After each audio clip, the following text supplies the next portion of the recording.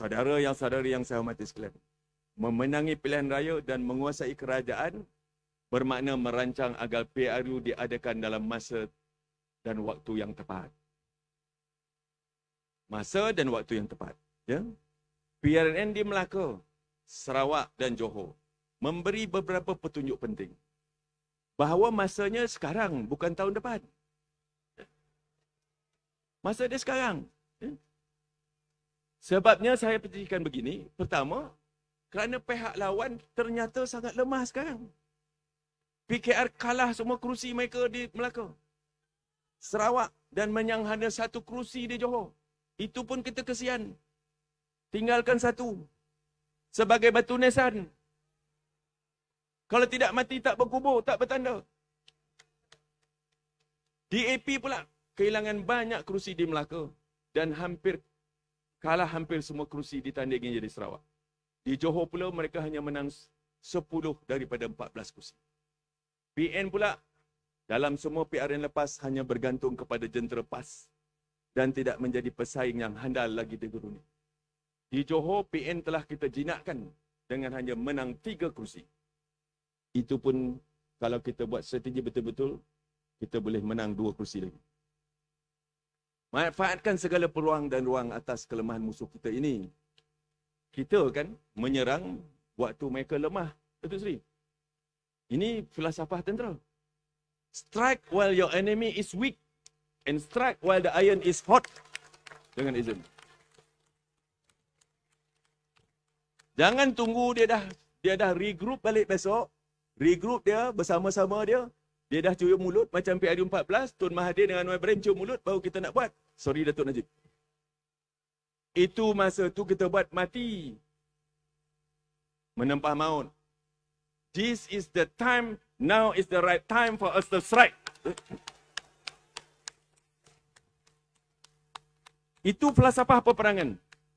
Melengahkan PRU akan membuka potensi kebangkitan pembangkang. Jangan kita ulang lagi.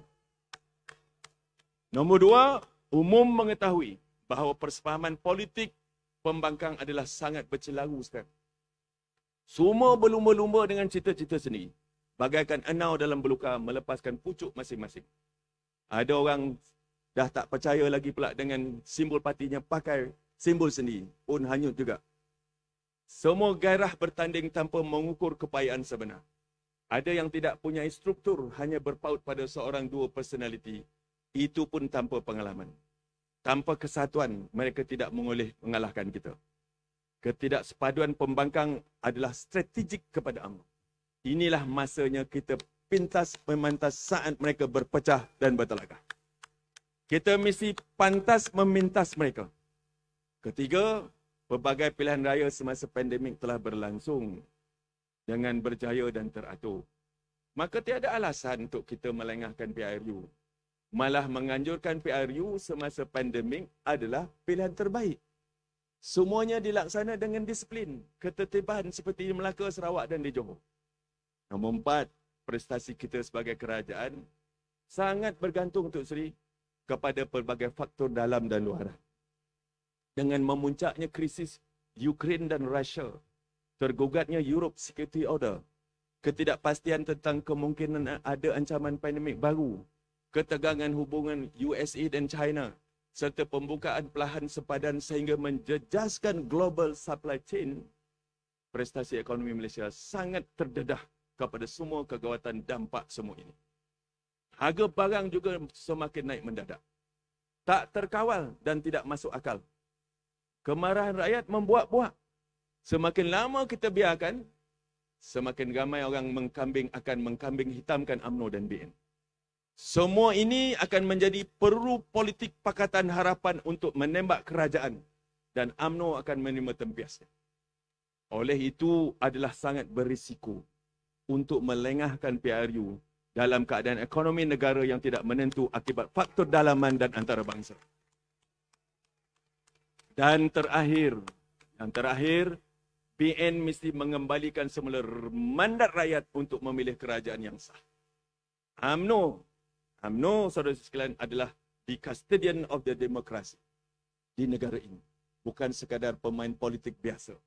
Kita yang membidani, menyuburkan dan melestarikan demokrasi di tanah air ini. Jangan terus bodolak-dalik. Malaysia tidak pernah ditadbir oleh kerajaan yang tidak terbentuk melalui pilihan raya yang demokratik. Keabsahan kerajaan sekarang terus dipersoal.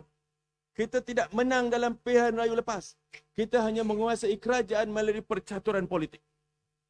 Sampai bila kita mahu bergantung kepada CSA dan MOU untuk mengurus kestabilan negara ini?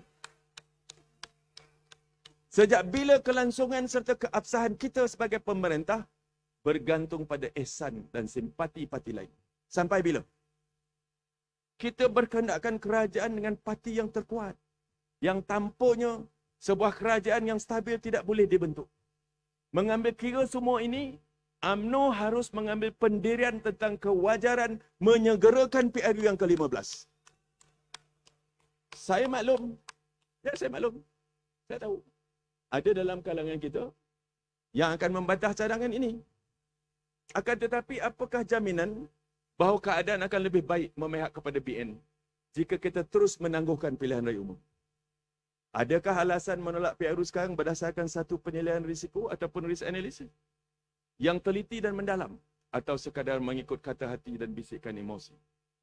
Apakah dengan menangguhkan PRU, BN akan berada dalam keadaan yang lebih selesa untuk menang? Jika demikian, apakah rumusnya untuk perkara sedemikian berlaku?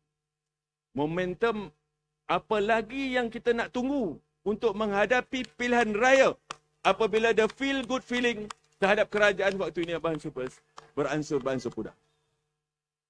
Apakah jaminan bahawa CSA dan MOU kita meterai sekarang ini akan terus bertahan dalam keadaan politik yang sangat dinamik ini? Saya pulangkanlah kepada tuan-tuan dan puan-puan sekalian, balik fikirlah masing-masing. Ya? Fikir elok-elok.